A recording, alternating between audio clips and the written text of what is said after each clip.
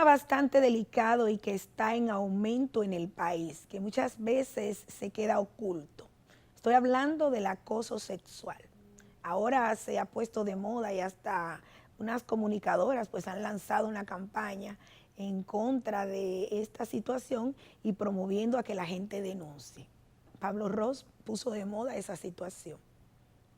Yo no voy a hacer una cacería de brujas sobre el caso específico de Ross, porque es una situación que me apena y entiendo que es una conducta irregular. El trabajo que voy a presentar a continuación es más bien de orientación y de que las personas, sobre todo los padres, puedan identificar cuándo tienen a su alrededor una persona que pueda hacer este tipo de cosas. Una persona con esa irregularidad, con esa patología, que es lo más importante para mí, orientar, no armar una cacería de brujas en contra de este o aquel. Vamos a ver el reporte sobre el acoso sexual. ¿Cuál es el perfil? ¿Quién puede ser un acosador y estar alrededor suyo? ¿Y de dónde viene eso? Veamos.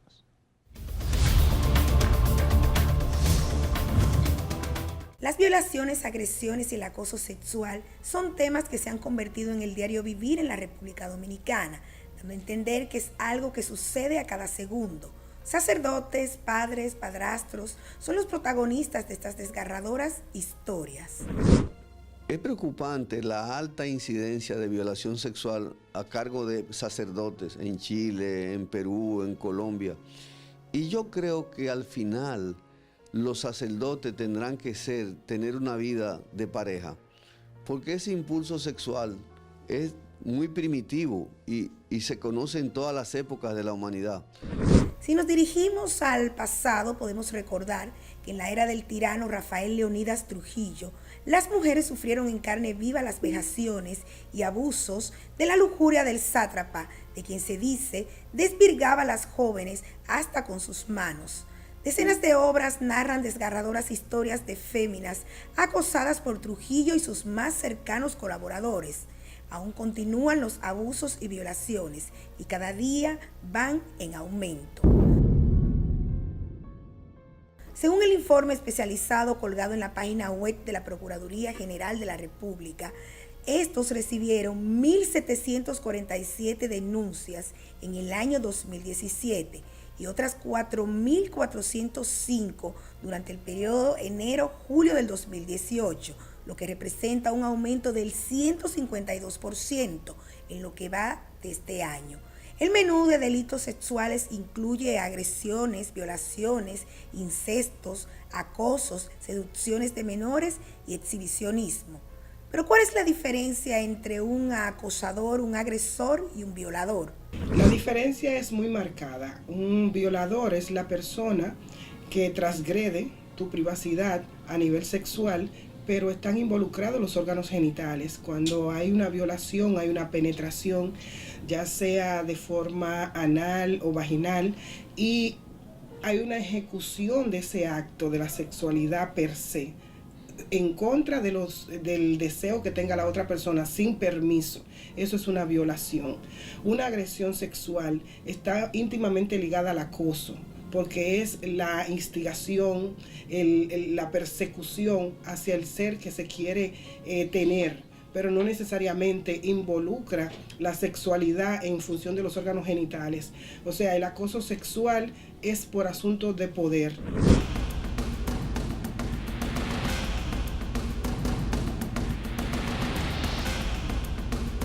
El miércoles 20 de septiembre del 2018 se emitió un acta de arresto en contra de Pablo Timoteo Ross Gómez, el cual fue imputado por abusar sexualmente de su hijastra de 16 años. La voz de alarma la da el padre del adolescente, el pastor Javier Valdés, de la iglesia Vida Abundante, con quien quisimos conversar, pero se negó a dar detalles de la situación. Entonces trabajamos con los documentos de la denuncia. Cito textualmente lo dicho por la menor en el interrogatorio presentado por el Ministerio Público. Él me estaba como manipulando por algo que él sabía que yo había hecho, pero mi mamá no. Él me estaba enseñando una conversación en su celular de él con mi novio. Yo estaba parada con su celular en la mano. Yo tenía un jumper corto, como a mitad de los muslos. Mientras yo miraba la conversación, me subió el jumper con las manos y como que me sobó en el cachete de las nalgas. Yo lo que hice fue moverme, pero no me salió decirle nada. Una persona que tiene esa afección, esa atracción por la niña, porque lo que agrava el comportamiento de Pablo Ross en específico es que él tenía sus fantasías con la niña y lo más probable es que durante su acto sexual con su esposa, la persona, su ser imaginario, su fantasía sexual no era la esposa con la que estaba sosteniendo la relación, sino la niña.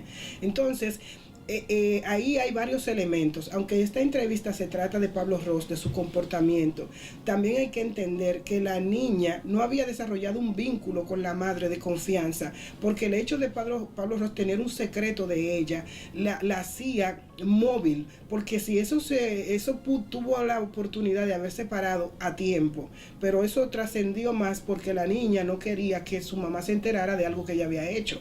Y lo más probable es que si en ese momento ella se lo confiesa, como el padre siempre será padre y la madre siempre será madre, lo iban a entender. Pero tal vez como no existía ese vínculo, ella se dejó manipular por Pablo Ross. Entonces él tenía un gran secreto para ella, que mira qué cosas de la vida. Hoy día es un secreto a voces, que todo el mundo ahora sabe que parte del producto que le permitió y le dio fuerza a Pablo Ross para hacer eso, era que la manipulaba. Las cosas empezaron a subir de nivel. Antes eran conversaciones y besos en los pies, ahora eran conversaciones mayores y los besos más sensuales en el cuello. Un día no recuerdo por qué, pero se lo comenté a mi novio y a partir de ahí empecé a tomar conciencia porque yo lo veía como algo normal. Yo decidí que lo iba a parar, pero cuando llegaba el momento yo me quedaba frisada, manifestó la joven. Exacto, porque estamos hablando de una adolescente con miedo, que ve que su mamá supuestamente es feliz en esa relación, y ese tipo de adolescente lo que valora es que no le quiere desbaratar el matrimonio de su mamá y prefiere sufrir y quedarse con eso. Y qué bueno que eso salió a la luz, porque el segundo paso, si eso continuaba, iba a ser el suicidio de esa joven, porque ella luchar con ese conflicto interno que ella tenía entre no decirle a la mamá para no desbaratarle su mundo de fantasía que tenía con una persona del prestigio que tiene ese hombre, con el poder económico que tiene ese hombre, y veía que su mamá era feliz, entonces ella no lo quería desbaratar.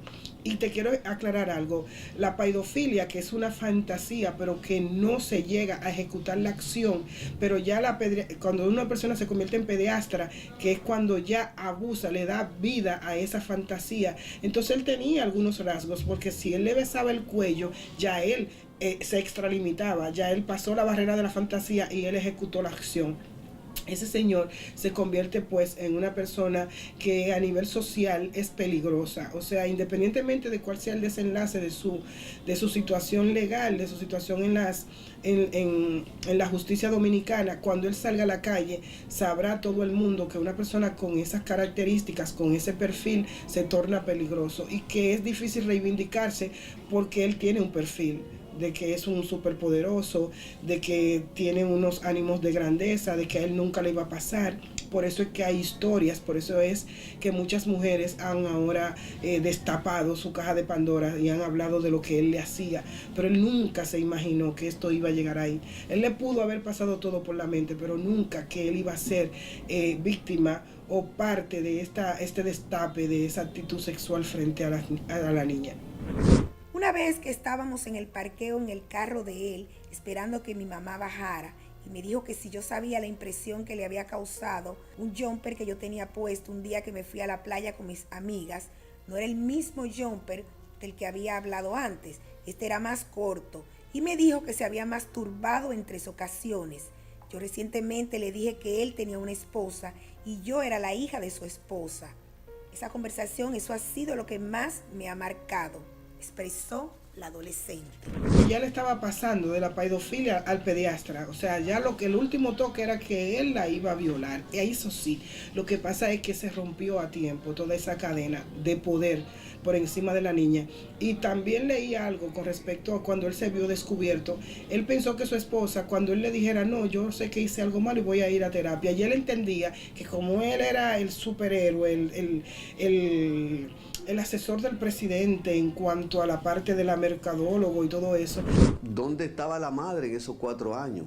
Esa es una pregunta que yo me hago, porque no quiero profundizar más, porque no he hablado con Pablo Ros, lo conozco perfectamente, pero ¿dónde estaba la madre en esos 4 años?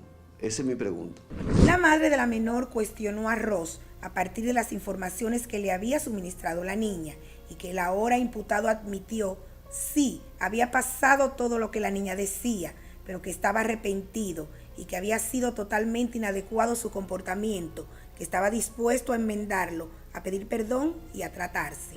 Sí, es normal que él lo haya admitido porque hay un perfil del acosador y del abusador sexual, y es que no tiene claro hasta dónde está haciendo daño, pero no porque él ignore que está haciendo un daño, sino porque su sentimiento de grandeza, de que él es intocable, de que a él no le va a pasar nada, de que él trivializa esa acción que es algo serio, pero él lo convirtió en trivial cuando él se lo confesó a su esposa.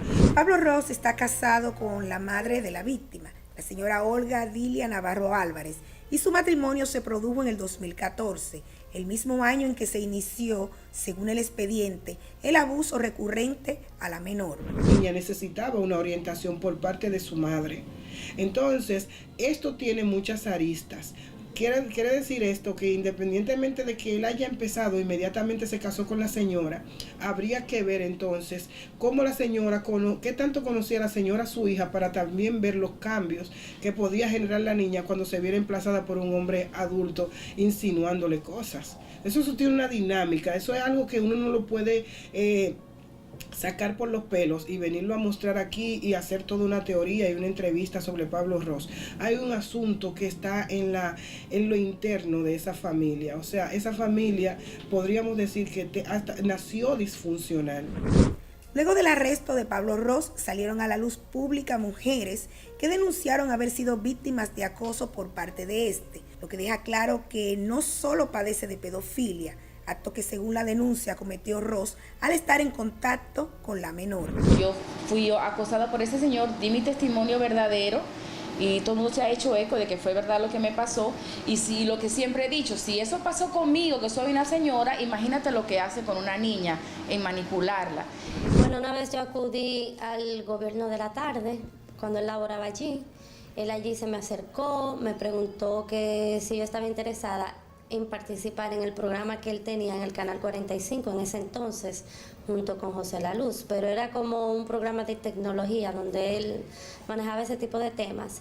Yo acudí, entonces luego por BBPin, él se me acercó y comenzó como con algunas insinuaciones no muy normales. ¿De qué tipo? Sea un poco más específico. Ok, por ejemplo, la primera insinuación que él me hizo fue que, bueno, vamos, te invito a la semana que viene a comer, pero tienes que ir a Boca Marina, fue el lugar donde él me dijo, pero tengo que ir con un pantalón corto. Yo me lo encontré raro de por qué él tiene que decirme qué tipo de ropa yo usar. Pero ya luego de eso, él comenzó a preguntarme, una de las preguntas que él me hizo un poco ya fuera de lo común, un poco más caliente, era, por ejemplo, que si yo me masturbaba, que él pensaba en mis senos, en mis pezones, y otra de las propuestas fue que él me dijo que él me iba a invitar para Miami, para como que yo saliera de este círculo, de este escenario, para yo conocer, ir de compras, entre otras cosas. Realmente ahí yo comprobé, cuando yo supe ya lo de la hijastra, de que él realmente era una persona con problemas, cuando salieron también otras periodistas a decir también lo que le había hecho. Yo en el momento, yo me quedé como wow, o sea, un comunicador haciéndome ese tipo de insinuaciones un poco incómoda. Pero no quise hablarlo porque primero tal vez nadie me iba a creer, y no quería como tampoco alborotar las avispas, entonces dejé las cosas así. Pero ahora cuando yo veo esto, realmente me di cuenta de que yo fui una víctima de acoso por parte de él, y más de una figura que tú lo ves tan con una credibilidad, con un manejo de él mismo, y es sorprendente de verdad, o sea, que es una persona que tiene problemas. No hay un estereotipo, pero generalmente son personas adultas son personas que pueden tener su pareja regular, son personas con capacidad de convencimiento y seducción, o sea, son gente dadivoso, gentiles, que se ganan la confianza incluso de la familia de la potencial víctima. Y está en una posición generalmente de autoridad, un sacerdote, un profesor, gente de la que nadie puede dudar. Por eso no es tan fácil para el aparato de la sociedad identificar, don fulano es violador. Es más, fíjense que la reacción de la gente del barrio siempre es de sorpresa. Otro caso que acaparó los titulares fue el del ex embajador Donny Santana, quien guarda prisión desde el 29 de mayo del 2018, acusado de presuntamente violar a su hijastra menor de edad. Y aunque en diferentes ocasiones los psicólogos escolares alertaron a la madre sobre la situación, esta optaba por cambiarla de colegio, según consta en el expediente del Ministerio Público. En los documentos también se establece que Santana Cuevas esperaba que la madre estuviera fuera de la casa para abusar de la menor bajo amenaza. Esta situación generó que ella estuviera todo el tiempo agotada y comenzó a bajar sus calificaciones en el colegio. Al ser evaluada en varias ocasiones por los psicólogos de la escuela en donde estudiaba, la menor confesó que era víctima de violación sexual y además dijo que el agresor era Santana Cuevas, según establece la Fiscalía. En los interrogatorios que le realizaron a la adolescente, en el expediente expresó lo siguiente: el otro día yo estaba en mi casa y desde ese día él empezó a llevarme a su cuarto y me maltrataba. Ese era un enfermo, o sea, ese hombre era un enfermo, porque si él la maltrataba físicamente, aparte de esa aberración sexual y esa violación sexual, él la maltrataba físicamente, él hacía una catarsis de sus frustraciones en lo externo, y entonces ella era su objeto de descarga sexual y de la rabia, de la impotencia que tal vez él tenía en algunas situaciones, más el abuso de poder. Ese hombre, de ser encontrado culpable, que supongo que sí, espero que sí, tendrá que descargar con todo el peso de la ley. Él no me dejaba, me decía que no se lo dijera a mi madre. Eso empezó a pasar cuando yo estaba en sexto. Yo me sentía con mucho miedo, no podía dormir porque tenía que estar pendiente si él iba a mi habitación. Casi no dormía, me sentía cansada y con mucho sueño. En el colegio me quedaba dormida y ni cuenta me daba y muy triste estaba. No podía salir. Yo entiendo que la mamá, independientemente de cuáles hayan sido sus razones por las cuales ella ocultó eso, pero ella tiene la misma culpa, no responsabilidad, sino la misma culpa del que ejecutaba la acción de la violación, porque una niña que describa un perfil así de su día a día y su mamá preferir cambiarla de colegio para no darle el frente, no darle la cara a ese infierno que estaba viviendo su niña, esa señora tendrá mucho que pagar aquí en la tierra. Pero hablando de responsabilidad, ¿cuáles son las penas que pueden afrontar los acosadores, violadores y agresores sexuales? Las penas no pueden ser lo que determina la expectativa, porque las penas tienen un péndulo, como el homicidio de 3 a 20.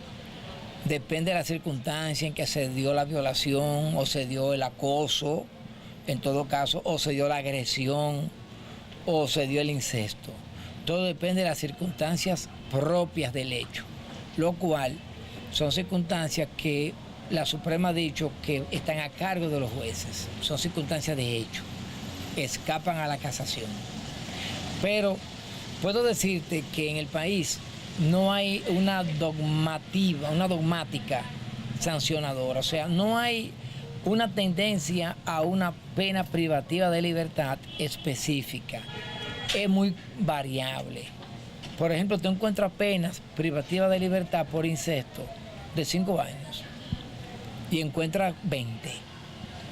Se podría decir que la subjetividad a la hora de aplicar las leyes en los casos de delitos sexuales ha causado que muchos piensen que las violaciones cesarían si los hombres fueran castrados, así como propone el nuevo proyecto de ley que incorpora el tratamiento hormonal, o sea, la castración química, para los sentenciados en agravio y reincidentes por los delitos de violación sexual a los menores de edad y de persona en estado de inconsciencia, en incapacidad o en la imposibilidad de resistencia.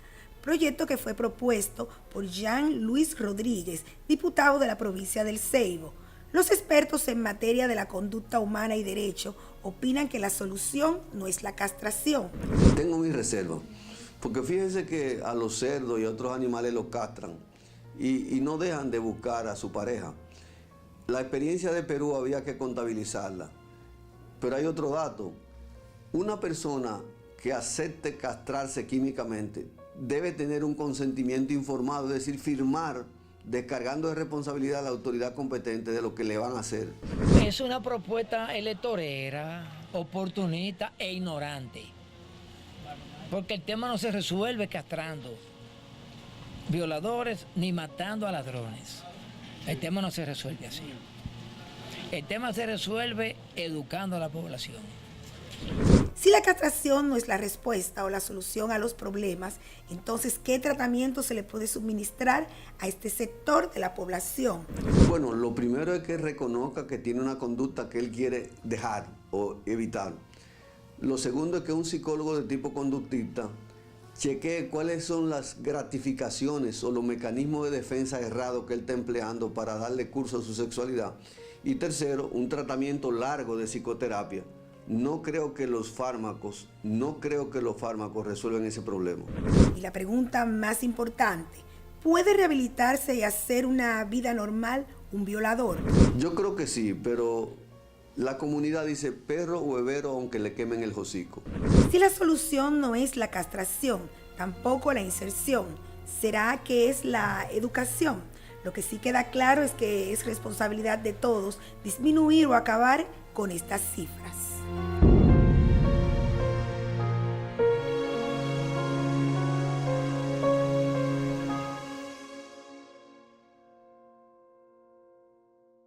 Bueno, dicen que las despedidas son tristes, pero cuando está el compromiso de volvernos a ver, pues no importa, pasa rápido. Señores, para mí fue un placer.